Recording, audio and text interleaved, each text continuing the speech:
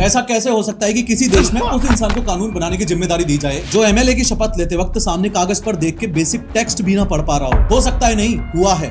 Welcome to India. हाल ही में बिहार असेंबली का एक नया सेशन शुरू हुआ जहां न्यूली इलेक्टेड एमएलए को शपथ लेनी थी। वहां जेडीयू की एमएलए विभा देवी जो नवादा सीट से जीती हैं, जब माइक पर शपथ लेने आई तो वो सिंपल हिंदी के वर्ड्स तक ढंग से नहीं पढ़ पाई। मैं विधानसभा के सदस्य निर्वाचित हुई हूँ।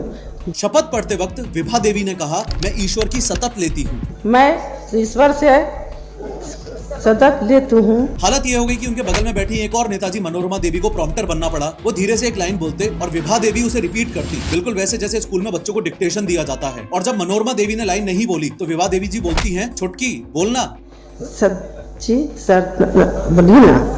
अब देखो, यूं तो हंसने की 100 बातें हैं, तुम इस पे मीम बना लो, मजाक उड़ा लो, कुछ भी करो, पर मैं चाहता हूं कि तुम इस बात की गंभीरता को भी समझो कि अपने देश में हर दूसरे नेता की यही हालत है। इस देश में एक चपरासी की नौकरी करने के लिए 10th पास होना जरूरी है, लेकिन पूरा स्टेट या देश चलाने के लिए पढ़ा लिखा होना जरूरी नहीं है। आज भी नेता अपने देश में चुनाव सिर्फ इस बात पर जीत जाते हैं कि वो कास्ट पॉलिटिक्स और दबंगई के दम पर कितने वोट्स इन्फ्लुएंस कर सकते हैं। ये नेता लोग जो मेरे लिए बजट और कानून डिसाइड करेंगे, अगर ये खुद की शपथ तक ढंग से नहीं पढ़ सकते तो मैं कैसे मान लूं कि ये कानून को ढंग से पढ़ पाएंगे, समझ पाएंगे और आम जनता के वेलफेयर को दिमाग में रखते हुए उसे इंप्लीमेंट कर पाएंगे। दिक्कत 10वीं या 12वीं पास होने की नहीं है, दिक्कत लैक ऑफ साइंटिफिक टेम्परामेंट और अनएजुकेटेड होने की है।